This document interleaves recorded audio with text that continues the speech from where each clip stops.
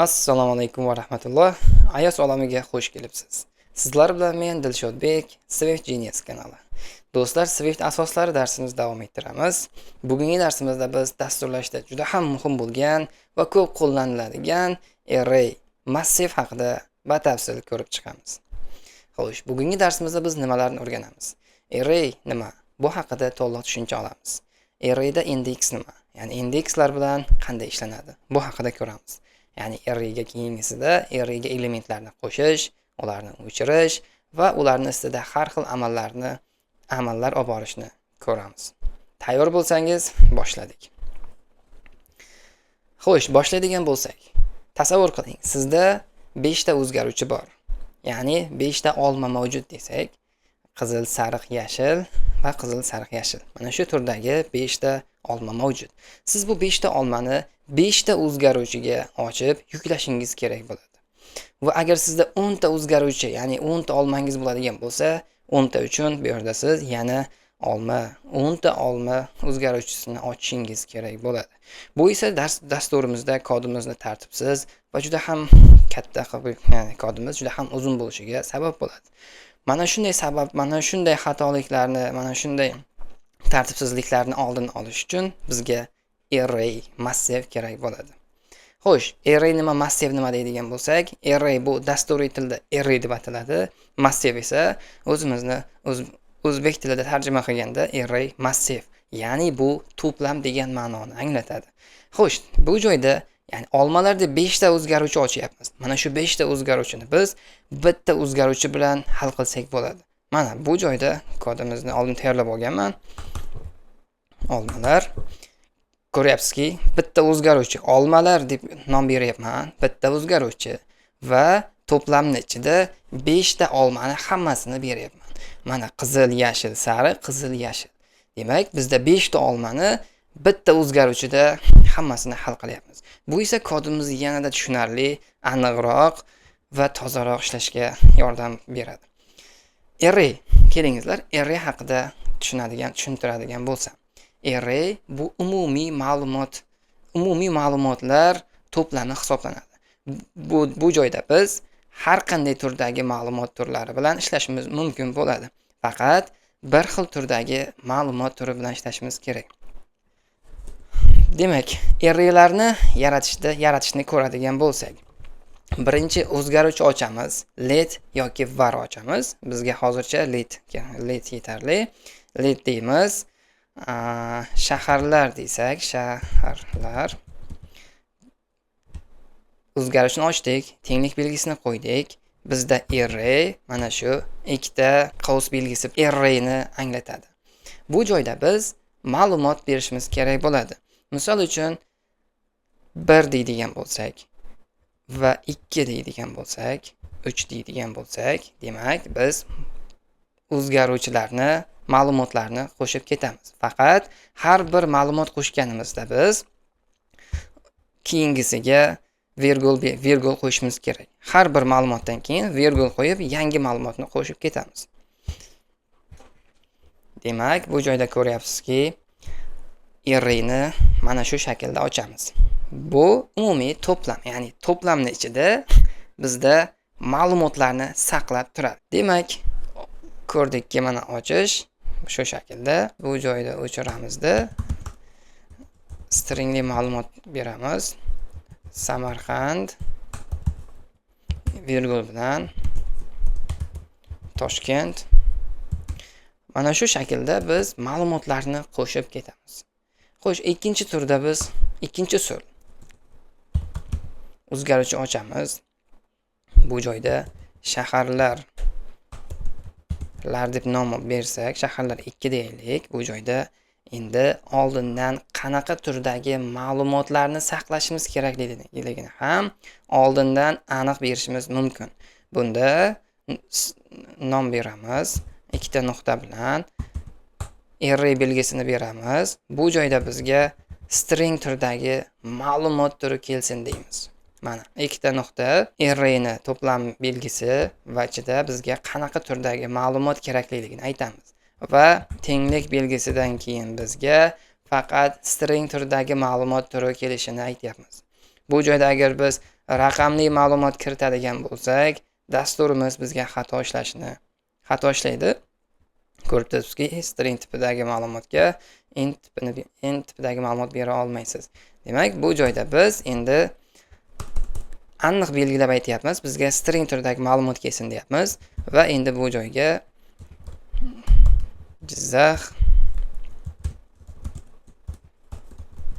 Qashqadaryo deyishimiz mumkin. Ko'ryapsizki do'stlar, agar biz aniqroq ishlashimiz uchun oldinda tenglik belgisidan oldin ma'lumot tipini aniq aytishimiz ham mumkin. Bu esa bizni dasturimizda xatoliklarni oldini olishga yordam beradi. Uchinchi usuli empty array deydigan bo'lsak, empty array nima? Agar biz buni oldiga ikkita nuqta bilan int deydigan bo'lsak, int tipidagi bo'sh array bo'ldi. Agar biz boolean beradigan bo'lsak, boolean tipidagi bo'sh array bo'ldi. Bundan biz keyinchalik foydalanishimiz mumkin bo'ladi. Ya'ni buni ustiga ma'lumot qo'shishimiz mumkin, ma'lumotlarni o'chirishimiz mumkin va boshqa amallarni bajarishimiz mumkin bo'ladi. Ya'ni oddiy array bilan ishlaymiz, shaharlar bilan ishlayapmiz va oldida biz ma'lumot tipini aniq beryapmiz. Bu joyda bo'sh arrayni yaratyapmiz. Va bu joyda yana anyType deydigan bo'lsak, ikkita nuqta any degan belgini qo'yapmiz. Bu har qanday tur degan ma'noni anglatadi. Bu joyda masalan raqamli ma'lumot, string turidagi ma'lumot, boolean, true false true deydigan bo'lsak, demak do'stlar ko'ryapsizki, mana bu joyda har qanday turdagi ma'lumot turini ham olishimiz mumkin. Bu joyda any deb beramiz. Any, int, string, float, int string, boolean. Ko'ryapsizki, bitta o'zgaruvchida bir nechta turdagi ma'lumotlar bilan ham ishlashimiz mumkin. Ammo bu bilan ishlaganimizda bizda dasturimizda ko'pgina if else, ya'ni har bitta elementini tekshirib chiqishimiz kerak bo'ladi. Turlar bilan ishlayotganligimiz uchun bizda dasturimizda ko'plab xatoliklar, muammolar yuzaga kelishi mumkin. Shu sababli dasturlashda bu any tipi bilan ishlashimiz ham mumkin, ammo bu tavsiya qilinmaydi. Ko'p holatlarda biz aniq bir turdagi ma'lumot turlari bilan ishlanadi. Demak, array ustida amallarni bajarishni ko'rib chiqamiz. Nechta element borligini aniqlash. Ya'ni biz to'plam berdik, u to'plamni soni nechta ichida nechta ekanligini aniqlaymiz. Print yozamiz. Printda bu joyda shaharlar degan belgini qo'yamiz va nuqta bossak count bor. Count degan soni degan. Mana shu to'plamni ichida nechta element borligini count orqali bilishimiz mumkin. Shaharlar soni. Qaytadan rang qiladigan bo'lsak, demak shaharlar soni 2 ta. Biz Qashqadaryo bu shaharlar 2, yana shahar qo'shadigan bo'lsak, Surxondaryo deydigan bo'lsak, endi shaharlar sonimiz 3 ta bo'lyapti. Do'stlar ko'ryapsizki, mana biz agar bir nechta yuzlab bo'ladigan bo'lsa ham bizga count orqali shaharlar soni o'zgaruvchi nuqta qo'yadigan bo'lsak, dastur avtomatik tushunadi va bizga mana shu to'plamda nechta element borligini ko'rsatib beradi. Bu array bo'shmi?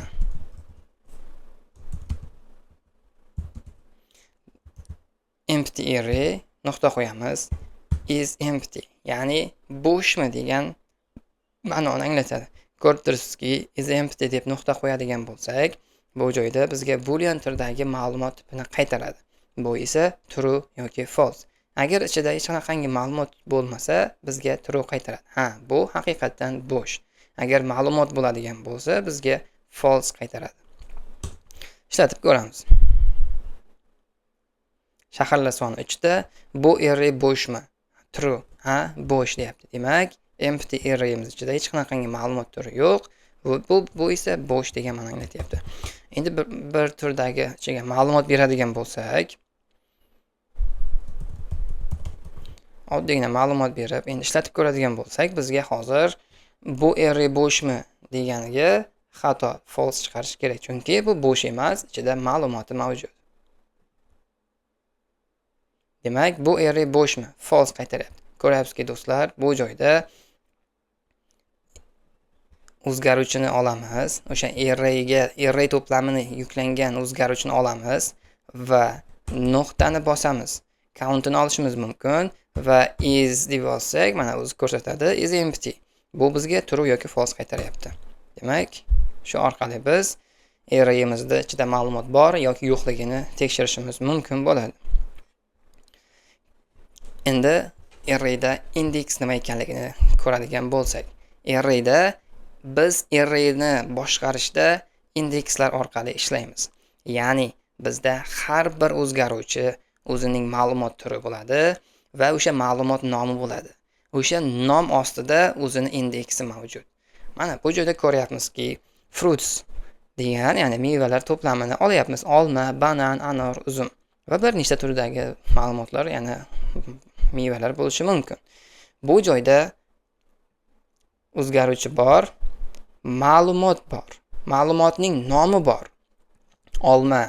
Olma bor va buning tagida o'zining indeksi bor. Ya'ni indeks degani tartib raqami. Indekslar bu tartib raqamlar. Bu arrayda indekslar 0 dan boshlanadi. Misol uchun biz sanaganimizda 1, 2, 3, 4, 5 deb sanaydigan bo'lsak, mana oddiy sanaydigan bo'lsak, 1, 2, 3, 4 deb sanaydigan bo'lsak, dasturimiz bizga 0 dan boshlab sanashni aytadi. Ya'ni bu olma birinchida turibdi, lekin dasturiy tilda bu 0-element hisoblanadi. 0-chi, 1-chi, 2-chi, 3-chi. Demak, qo'shganimizda 4 ta element mavjud. Ammo indekslar soni 3 gacha boryapti. 0 dan 3 gacha. 10 ta bo'ladigan bo'lsa, indekslar 0 dan boshlab 9 gacha bo'ladi. Biz shu shaklda indekslar bilan tekshiramiz. Xo'sh, ko'rdingizki, mana agar biz yana qo'shadigan bo'lsak, nimadir? Xo'sh, o'zim nok qo'shadigan bo'lsak, endi bizga bu indeksi 4. Ko'ryapsizki, ma'lumot turi bor mavjud, nomi mavjud va buning har birining indeksi mavjud bo'ladi. Biz indekslar orqali bu ma'lumotni aniq topib olamiz. Masalan, nokni ko'ryapmiz. Bizga 4 deydigan bo'lsak, mana shu array deymiz. Endi qarang, indekslar bilan qanday ishlaymiz? Bizga nok kerak deymiz. Fruitlarning ichidan nechinchi element bizlarda nok? Demak, indeks ko'radigan bo'lsak, indekslarda nok 4-da turibdi. Demak, biz bunga 4 beradigan bo'lsak, bu o'zgaruvchidan 4-elementini olib, bu o'zgaruvchiga yuklaymiz. Qani ko'ramiz natijani. Print. Bu meva nok. Qani haqiqatan ham bizga nok chiqadimi? Demak, bu meva nok. Ko'ryapsizki do'stlar, biz indeksni beryapmiz. Indeks orqali biz o'sha ma'lumotni topib olamiz. Bu joyda agar endi meva deylik, meva. Xo'sh, bu joyda nok dedik, mevani qo'yamiz. Delete bor, delete orqali biz konsolni tozalashimiz mumkin. Endi bizga 0-elementni qarang. Bizga olma kerak va bizga 0-element kerak. Endi bu joyda olma kerakmi? 0-element beramiz. 0-element berganimizda bu arrayning ichidan bir qarab chiqadi. 0-elementi bormi? Bor bo'lsa oladi va bizga qaytarib beradi. Ko'ryapsizki, fruits mevalarning ichi, mevalar savatidan 0-sini, ya'ni birinchi turganini qaytarib berishni so'rayapmiz. Bu bizga tenglik belgisi bo'lgani uchun ma'lumotni yuklaydi. Bu joyda mevaga yuklaymiz. Print qilib ko'ramiz. Olma. Bu meva olma. Ko'ryapsizki do'stlar, biz har birini indeks bilan ishlashimiz mumkin. Yana bir ko'raylik. 2 deylik. 2 deganimizda 3-element anor. bu meva anor. Ko'ryapsizki do'stlar, biz indeks, ya'ni biz arrayni to'liq boshqarishda indekslar bilan boshqaramiz. Endi indekslarni tekshiramiz. Muhim jihatlaridan biri, ko'rib turibsizki, bizda 5 ta meva mavjud. Agar biz mavjud bo'lmagan indeksni so'rasak, dasturimiz crash beradi, ya'ni xatolikka olib keladi. 4-element deyapmiz, nokni qaytaryapti. Agar biz shu joyda 8-elementni ber deydigan bo'lsak, biz dasturimiz xato beradi. Hozir ko'ramiz. 8-element, ya'ni bu joyda 8 ta element mavjud emas, ammo biz 8-elementdagi indeksda turgan elementni qaytar deydigan bo'lsak, ko'ramiz nima chiqar ekan. Ana bizga dasturimiz xatolikni beryapti. Ya'ni indeksdan tashqariga chiqib ketganligimiz haqida bizga xato ko'rsatyapti. Fatal error, index out of range. Demak, ko'ryapsizki, bu joyda biz indekslar bilan ishlashda ehtiyotkorlik bilan ishlashimiz kerak. Ya'ni biz arrayda nechta ma'lumot borligini aniq bilishimiz kerak. Biza 4-ni olib qo'yaveramiz. Endi indekslar bilan qanday ishlaymiz? Birinchi tekshirib olamiz. Agar bizda muhimroq, agar biz noaniq bo'lgan elementlar to'plami bo'lib, biz qaysi elementida, ya'ni nechta elementi borligi noaniq bo'ladigan bo'lsa, oldin tekshirib, keyin uning ustida amal bajaramiz. F deymiz, fruits deymiz, indices deymiz. Bu demak, bu indekslar bilan ishlash uchun indekslar, ya'ni indeks beramiz. Bu joyda biz indeksni beramiz. 4-indeks deb beramiz. Tekshiryapmiz. Agar fruitsni indekslarini ichida 4-indeksida ma'lumot bo'lsa, demak to'g'ri, xavfsiz. Endi biz bu joyda bu meva deymiz. Demak, bu meva mana bu joyda ichkariga kiritamiz. Ana, ko'ryapsizki, xavfsiz. Oldindan tekshirib olyapmiz. Xato bo'lsa kirmaydi va kirish ham bo'lmaydi. Meva agar 4-indeks mavjud bo'lsa, kirsin. 4-indeksni olamiz. Bu meva nima ekanligini tekshiramiz. Bu meva nok. Ko'ryapsizki, dasturimiz to'g'ri ishlayapti. Bu meva nok. 4-indeks, ya'ni contents o'z ichiga oladimi? Fruits mevasini to'plamini ko'ryapti. 4-indeksida haqiqatdan ham element bormi? Bor bo'lsa, bizni dasturimiz ishga tushadi, true qaytaradi va ichiga tushadi. Endi biz boyagidek 8-elementi bormi deb tekshiryapmiz. Ko'ramiz. Demak, bizda hech qanaqangi amal bajarilmadi va xatolik ham chiqmadi. Ya'ni dasturimiz crash bermadi. Bu esa yaxshi. Xatolikni oldini olyapmiz. Bizda yana 1-2 deb ko'radigan bo'lsak, bu joyga ham 2 beraylik. Bu meva anor. Ko'ryapsizki do'stlar, biz mana shunday array bilan ishlaganimizda oldindan xavfsizlik jihatdan o'zimiz tekshirib olishimiz kerak. Qachonki biz arrayimizni ichidagi indekslarini aniq bilmasak, biz mana shu shaklda ishlaymiz. Agar tepada o'zimiz qat'iy 5 ta element borligini bilamiz, u hech qachon o'zgarmaydigan bo'lsa, bu tekshirishimiz shart bo'lmaydi. Qachonki noaniq bo'lib turadigan bo'lsa, keyinchalik qaysidir bazadan ma'lumot olyapmiz, u ma'lumotdan nechta ma'lumot kelganligi mavjud, ya'ni nechta ma'lumot borligini noaniq bo'lgan vaqtida biz o'shani tekshirib, keyin amal bajaramiz. Endi keyingi amalni ko'ramiz. Indeks orqali qiymatlarni o'zgartirish. Ya'ni bu nima? Bizda indekslar mavjud. Buni yopamizda mana bu yerga qo'yamiz. Demak, bu joyga qo'ysak, fruits.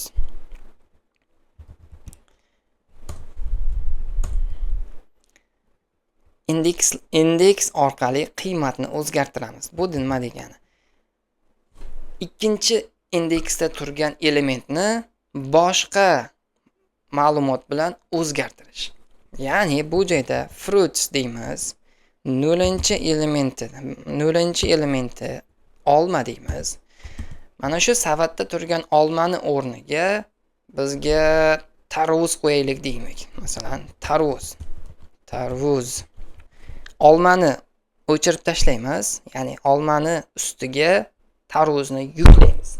Bu degani olmani olib tashlaydi, ustiga tarvuzni qo'yadi va aynan o'shaninchi elementga, ya'ni 0-elementga qo'yib beradi. Print qilamiz. Fruits. Bu joyda biz dasturimiz xatolik beryapti, chunki biz yangi ma'lumot turini yuklayapmiz. Ammo bizni o'zgaruvchimiz let o'zgarmas. O'zgarmas bo'lganda bu hech qachon o'zgartirib bo'lmaydi. Buni biz var qilishimiz kerak. Shunda o'zgaruvchi qiymatlarni qayta o'zgarishimiz mumkin bo'ladi. Endi ko'ramiz. Bu joyda birinchi o'zgarmasdan oldin demak old version deydik. Virgul qo'yamiz.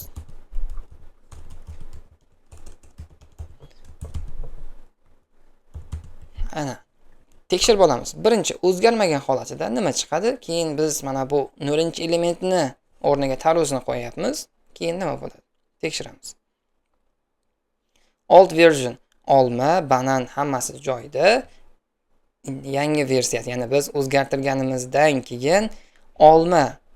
Demak, bu to'plamda olma mavjud emas. Bu to'plamda olmani o'rniga tarvuz paydo bo'lib qoldi. Endi bunga qovun deydigan bo'lsak, qovun. Endi ketdi. Tarvuzni o'rniga qovun.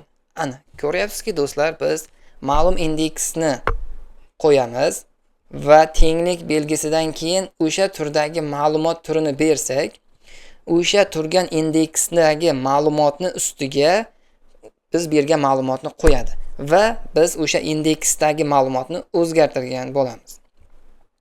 Demak, oxirgi indeksni topib olishni ko'ramiz. Demak, ko'rdikki do'stlar, yana bir ko'raylik. 3-indeksdagi 0, 1, 2, 3 uzumni biz shaftoliga o'zgartiramiz. Demak, uzumni shaftoliga o'zgartiramiz. Demak, fruits 4-elementini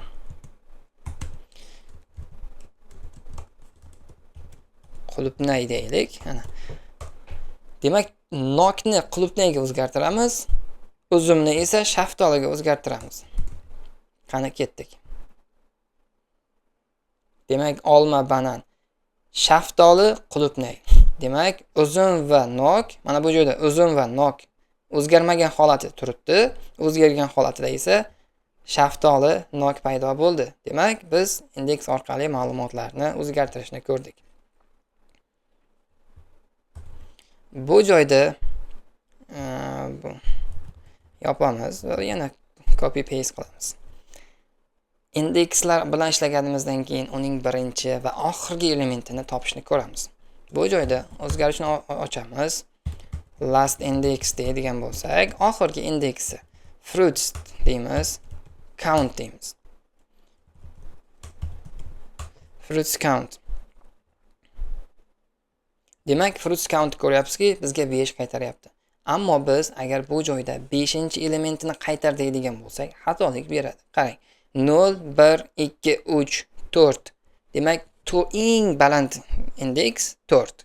Ammo bizda 5. Oxirgi indeksni, elementlarning oxirgi indeksini topadigan bo'lsak, bizga 5 qaytaradi. Ya'ni countni qaytarsak 5. 5 emas, bizga oxirgi elementi 4 bo'lishi kerak. 10 bo'ladigan bo'lsa, oxirgi elementi 9 bo'ladi. Ya'ni oxirgi count o'sha. Bundan ayiramiz 1. Biz har doim oxirgi elementini topishda mana shu orqali topamiz. Count ayrilgan 1 bu eng oxirgi indeks hisoblanadi. Bu orqali topishimiz mumkin. Print qilamiz. Last index. Demak 5, 4. Demak bizga eng oxirgi indeksni qaytarib beryapti. Demak, ko'ryapsizki do'stlar, mana biz bu joyda oxirgi indeksini topishni ham ko'rdik. Keyingi bo'limlarimizda endi biz arrayga qanday ma'lumotlarni qo'shish va ularning iste'mollarini bajarishni ko'ramiz. Qani boshladik. Append, ya'ni elementlarni qo'shish. Demak, ismlar deydigan bo'lsak, biz ma'lumot turini beramiz. String turidagi ma'lumot, ismlar. Dilshod, Ali va bir necha ismlar bo'lishi mumkin. Endi biz ismlar degan o'zgaruvchi bu array. Mana ko'ramiz, ismlar yozishni boshlaganimizda dasturimiz bizga ko'rsatyapti. Ismlar bu array turidagi ma'lumot hisoblanadi. Demak, ismlarga nuqta bossak, append degan so'zni qo'shsak, bu bizga arrayimiz, mana bu ismlar degan turgan elementimizga, arraymizga yangi elementni qo'shadi va qo'shishda eng oxiridan qo'shib beradi. Append element qiladigan bo'lsak, bu joyga Jahongir deydigan bo'lsak, bu nima qiladi? Element qo'shadi ismlarning oxirgi, bunga bitta virgul qo'shadi-da, ya'ni dastur o'zi qo'shib beradi va Jahongir degan ismni eng oxiridan qo'shib beradi. Demak, birinchi ko'ramiz.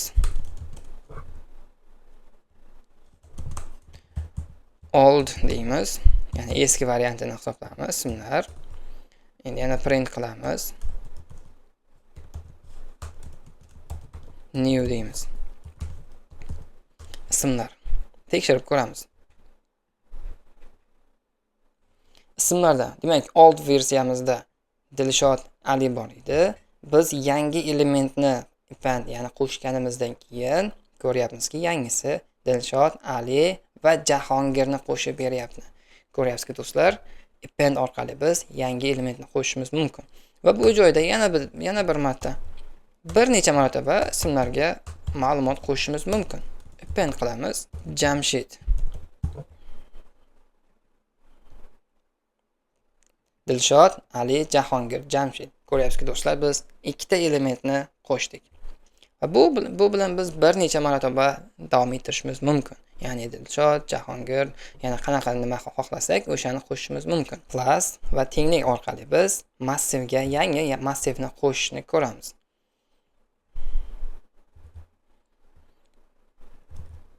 Bu joyda ismlar turibdi. Ismlar belgisini olamiz va plus belgi va plus va tenglik orqali biz yangi massiv qo'shishimiz mumkin bo'ladi. Ya'ni bu joyda massiv qo'shamiz. Husan Vali. Print qilamiz. Ismlar.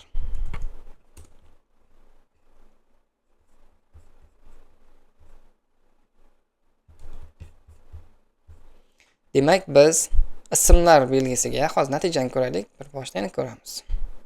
Dilshod, Ali, Husan, Vali. O'zgaruvchimiz hali ham o'sha qavs belgisida array shakli turibdi. Arrayni davomiga yangi arrayni qo'shish. Ko'ryapsizki, bizda array bor. Arrayga yana bitta arrayni qo'shyapmiz. Ya'ni bu ikkita arrayni birlashtiryapmiz. Bitta satrimizda yarim satr suv bor, bitta satrimizda yarim satr suv bor. Bu yarim satr suvni bittasiga qo'yganimizda bir satr suv paydo bo'lyapti. Xuddi shu ko'rinishida biz bu arrayimizga mana bu arrayimizni qo'shib yuboryapmiz. Va hammasi bitta array paydo bo'lyapti. Ko'rganimizdek var qilamiz. Raqamlar bo'lsa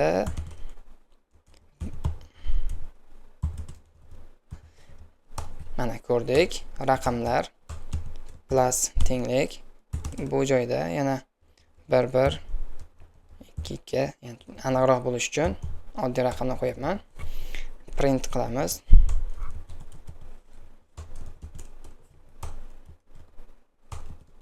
Raqamlar belgisini chiqaramiz.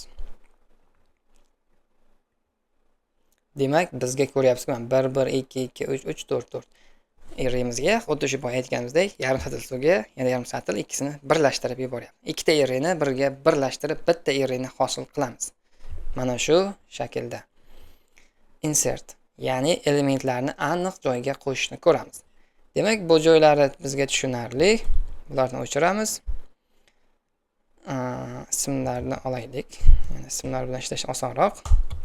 Demak, bizlarda insert degan funksiya bor. Bu orqali biz xohlagan joyimizga, arrayimizda xohlagan joyimizga ma'lumot qo'shishimiz mumkin. Tepada append orqali biz ma'lumot qo'shar edik, faqat eng ma'lumotlarni olamiz va oxiriga qo'shamiz. Ma'lumotni oladi, oxiriga qo'shadi. Oxiridan qo'shib kelaveradi. Insert bilan biz xohlagan joyga ma'lumotni qo'shishimiz mumkin bo'ladi. Ya'ni ismlar deymiz. Insert deymiz. Yangi element, ya'ni new element string. Ko'ryaptiki, bu ismlar bu string turdagi ma'lumot bo'lgani uchun bizga string turdagi ma'lumot kerak. Bu yerga value deganni qo'shamiz. Value nechinchi indeksiga qo'shishimiz kerak. Bu joyda 0-indeksiga qo'shaylik. Ketdi. Print qilib ko'ramiz. Ismlar. Mana do'stlar, ko'rib turibmizki, biz insert orqali biz aytgan joyga elementni qo'shamiz. 0-elementga qo'shsin deymiz. 0-elementda turgan Dilshodni bitta oldinga so'radi va bizda 0-elementimizni qo'shib beryapti. Ko'ryapsizki, value 0-da turibdi. Aslida o'zgaruvchi ochgan vaqtimizda Dilshod 0-da turgan edi. Biz valueni insert qilish orqali 0-ga qo'yapmiz va Dilshodni bitta indeks so'rayapmiz. Va har biri bitta indeks surilyapti. Demak, valueni biz ikkinchi joyga qo'shdik. Mana bu joydan qo'shish kerak bo'ladi. Alidan keyin value qo'shish kerak. Demak, Dilshod, Ali, Vali, Jamshid. Ko'ryapsizki do'stlar, biz insert orqali xohlagan indeksimizga qo'shishimiz mumkin bo'ladi. 3-chi qo'shaylik. 3-chi qo'shdik, eng oxiridan, ya'ni 3-indeksdan qo'shib beryapti. Insert orqali biz xohlagan indeksimizga ma'lumot qo'shishimiz mumkin ekan. Endi yopamiz. Kopya olamiz. Keyingi funksiyamiz. Bu funksiyamiz contents of. Mana bu joyda ko'rganimizda ikkita arrayni birlashtirib yuborgan edik. Ya'ni ikkita arrayni bir-biriga qo'shib, bitta array hosil qilgan edik. Bu joyda ham append contents orqali, ya'ni o'zini funksiyasi orqali bu ishni amalga oshiramiz. Ismlar yozamiz. Append deymiz. Mana bizda ikkita append qilish mavjud. Oddiy bitta element qo'shishimiz mumkin yoki append contents degani, ya'ni o'sha ketma-ketlikdagi o'sha arrayni qabul qilishi kerak. Bosamiz. Bu joyda biz ma'lumot turimiz string turidagi ma'lumot bo'lganligi uchun biz bunga array qo'shamiz va ma'lumot turini biz buni soddaroq, tushunarliroq bo'lish uchun bizda ikkita array mavjud. Biz ikkita arrayni bitta array qilishni xohlaymiz. Ya'ni biz qaysidir holatda ikkita arrayni bitta array holatiga keltirib ishlashimiz kerak bo'ladi. Shu holatda biz ikkita arrayni bitta array holatiga keltirish uchun append contents of degan mana shu funksiya orqali biz amalga oshiramiz. Yoki oddiy qo'lbola usulda deydigan bo'lsak, mana bu usuldan foydalanamiz. Tenglik belgisi, qo'shish tenglik belgisi bilan shu shaklda ham ikkita arrayni bitta qilishimiz mumkin bo'ladi. Bu joyda o'zini funksiyasi mavjud. Biz bunga ismlar ikkinchini beradigan bo'lsak, ismlar ikkinchi elementlarni oladi va ismlar arraysiga jamlaydi. Ko'ryapsiz, tushundiga? Print qilamiz. Ismlar 1 da, ismlar 1 ga ismlar 2 ni ham qo'shib, hozir umumiy natijani ko'ramiz. Mana ko'rib turibmizki, bizda ismlarda o'zida 3 ta edi. Dilshod, Ali, Jamshid. Endi ko'rib turibmiz Dilshod, Ali, Jamshid, Vali, Hasan, Shahzod. Biz bergan mana bu o'zgaruvchilarni olyapti va ismlarga qo'shib beryapti.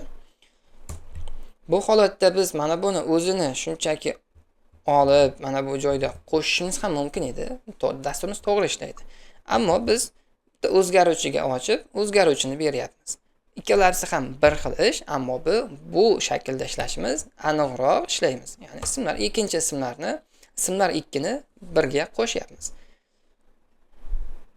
Bu dasturimiz tozaroq va aniqroq ishlashiga yordam beradi. Demak, ko'rdikki do'stlar, biz append qilishni ko'rib chiqdik. Ya'ni append qilishni bir necha turlari mavjud ekan. Ya'ni arrayga yangi ma'lumot qo'shish. Bitta ma'lumot qo'shish yoki umumiy arrayni bitta arrayga qo'shishni ko'rdik. Endi biz arrayda qo'shilgan ma'lumotlarni o'chirishni ko'ramiz. Va biz yana ismlardan foydalanamiz, kopiya olamiz. Demak, array massivdan elementlarni o'chirish usullarini birma-bir ko'rib chiqamiz. Bu joyda ismlar turibdi. Endi boya append qo'shish ko'rgan bo'lsak, endi remove add degan funksiya mavjud. Bu funksiya orqali biz arrayimizdan qaysidir indeksda turgan elementni o'chirishdan foydalanamiz. Endi ko'ramiz, ismlar deymiz, remove add deymiz, 0-indeksini print qilamiz ismlar. Endi bizda 0-elementini o'chirsin degan buyruqni beryapmiz. Bu esa 0-turgan elementini o'chiradi va o'chirib qayta yuklaydi. Ya'ni o'chirib tashlaydi. Print bosamiz. Demak, Ali Jamshid Dilshod degan o'zgaruvchini 0-indeksda turgan, ya'ni Dilshod degan qaramaydi, 0-indeksda turganiga qarab bizda arrayimiz, massivimizni o'zgartirib beryapti. Demak, o'zgartirdi.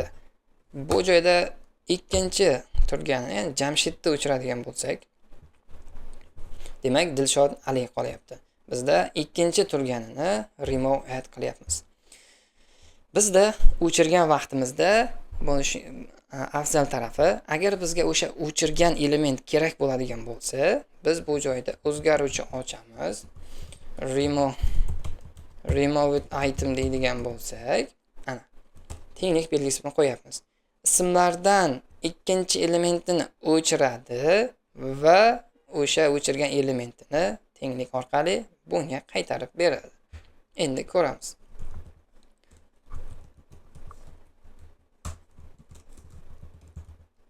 Remove name o'chirilgan ism deydigan bo'lsak, remove item natijani ko'ramiz. Demak, remove name Jamshidni o'chirdik.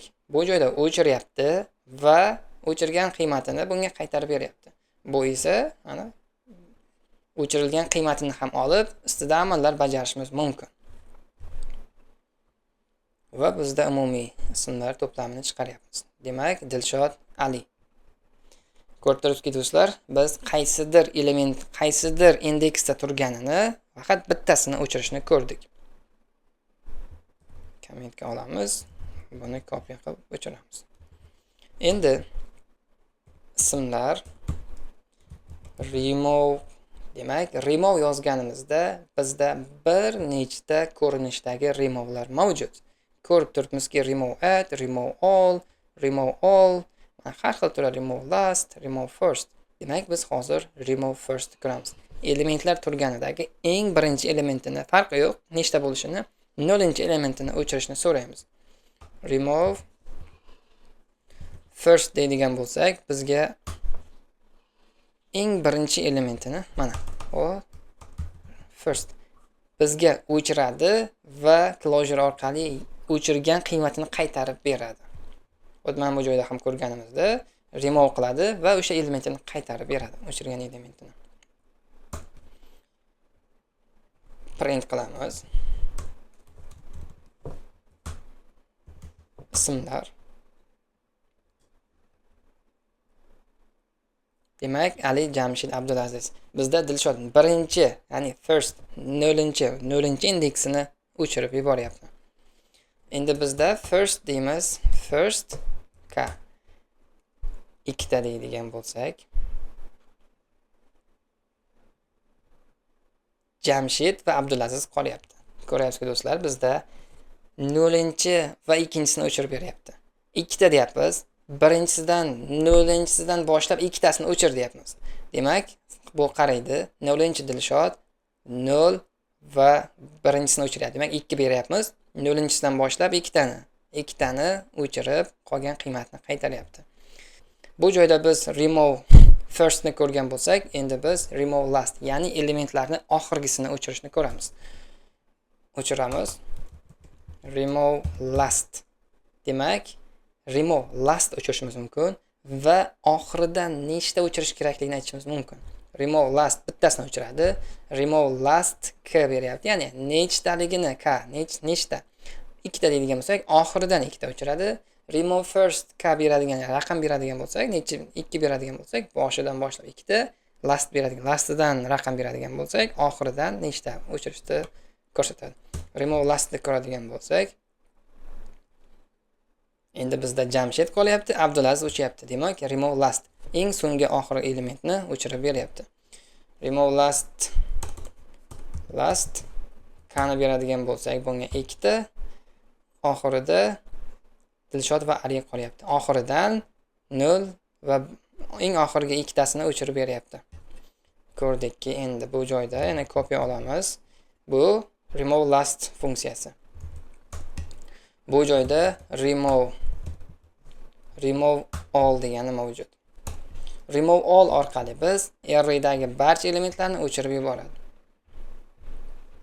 Demak, mana bizda bo'sh chiqyapti. Chunki bu remove all funksiyasi barcha ichidagi elementlarni o'chirib tashlaydi.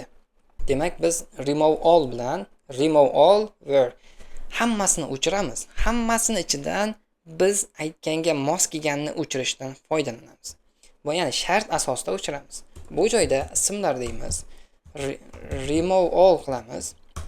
Demak, bu joyda enterni bosamiz. Bosgan vaqtimizda string, ya'ni bizga stringni itemlarning ichidan har birini bittalab tekshirib chiqib, bizga bittalab qaytaradi. Buni biz element desak, endi tekshiramiz. Elementimiz ikkita tenglik belgisi bilan Dilshod. Demak, bu joyda tekshiramiz. Barcha ismlar ma'nosidan tekshirib chiqadi. Har birini aylanib chiqadi-da, tekshirib ko'ramiz. Bularning ichida Dilshodga teng bo'lgani bormi? Agar Dilshodga teng bo'lgani bor bo'ladigan bo'lsa, mana element, har bir aylanayotgan element ichida Dilshodga teng bo'ladigani bo'lsa, o'chirsin deymiz. Natijani ko'ramiz. Ko'ryapsizki, mana Dilshod, biz arrayimiz ichida Dilshod mavjud emas. Masalan, Ali deydigan bo'lsak, Dilshod, Jamshid, Abdulaziz. Dilshod, Jamshid, Abdulaziz, demak Ali yo'q. Chunki biz arrayni tekshiryapmiz. Agar mana shu Aliga teng bo'ladigani bor bo'lsa, o'chirsin deymiz. Xo'sh, do'stlar, ko'rdikki, biz har qanday turdagi ma'lumotni ishlashimiz mumkin. Var deymiz numbers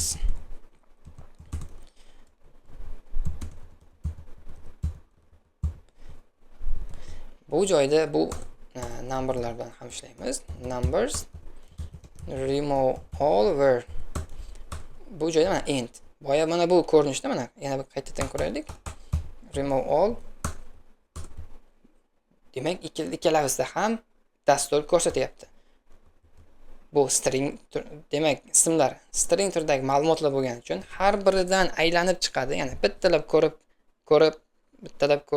qaytaradi. Bu joyda ham bittalab qaytaradi. Lekin bu int qaytaradi, bu string qaytaradi. Chunki bu int turidagi ma'lumot, bu string turidagi ma'lumot. O'sha bilan farqi bor.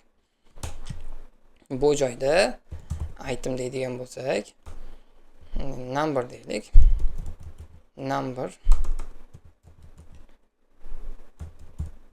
Number tengmi 33 ga. Agar raqamimiz 33 ga teng bo'ladigan bo'lsa, o'chiramiz. Yoki boshqacha tekshirish qilishimiz mumkin. 33 yoki undan katta bo'ladi. 33 ga teng yoki undan katta raqamlar bo'ladigan bo'lsa, hammasini o'chir deymiz. Demak, print qilamiz. Numbers. Ko'ramiz. 33 ga teng va undan katta barchasini o'chiramiz. Ko'ramiz. Bizda nima qoladi? Bitta 12 qolyapti. Chunki 33 ga teng va qolganlari undan katta. Agar biz 33 ga teng va undan kichkinalarini deydigan bo'lsak, bu bizga juda ham ko'p imkoniyatlarni beradi. Demak, 44, 55, 66. Demak, ko'ryapsiz, 33 va undan kichkina elementlarni hammasini o'chirib yuboryapti. Ko'ryapsizki, do'stlar, biz bu joyda, ya'ni remove all orqali va bu joyda har birini tekshirish orqali o'chiradigan bo'lsak, mana bir necha xil tekshirishlarga olishimiz mumkin. Masalan, 30 ga tengmi yoki o'sha elementga tengmi yoki undan kichkina, undan teng yoki kichkinalarini yoki faqat undan 33 dan kichkinasi bo'lsa o'chirsin deydigan bo'lsak, qaraymiz. Demak, 33 qolyapti, 44 qolyapti. Faqat 33 dan kichkina bo'ladigan bo'lsa, bu joyga ham 22 beradigan bo'lsak, 5, 4 beradigan bo'lsak, hozir ko'ramiz. Mana ko'ryapsizki do'stlar, bizda arrayni har bir elementini aylanib tekshirib chiqamiz va tekshirib ko'radi. 33 dan kichkinami? Har bir element tekshirgan vaqtida 33 dan kichkina bo'ladigan bo'lsa, barchasini o'chiradi. 33 dan kichik 12 33 dan kichkina delete o'chiradi. 33 dan kichkina 22 bor. Bu indeksga kelganda buni ham o'chiradi, 4 ga kelganda buni ham o'chiradi. Qolganlari bundan kattalari qoladi. Demak, do'stlar, darsimizni yakunlaymiz. Bugungi darsimiz juda ham cho'zilib ketdi, chunki array darsligi juda ham katta mavzu bo'lganligi uchun uni maydalab bitta, ya'ni har bir delete qilishini yoki boshqalarini append qilishlarni отдельно darslik qilmasdan bitta katta darslikka joyladik. Darsimizda agar sizda qandaydir savollar yoki muammolaringiz bo'ladigan bo'lsa, izohlarda yozib qoldiring. Sizlarni albatta ularni ko'rib yordam berishga tayyormiz. Keyingi darslarimizda biz mana shu array emas, biz dictionary, set, data structurelar bilan ishlashni to'liq ko'rib chiqamiz. Sizlar bilan men Dilshodbek, Swift Genius kanali. Xayr, salomat bo'ling. Darsimizda do'stlaringiz bilan ulashishni unutmang.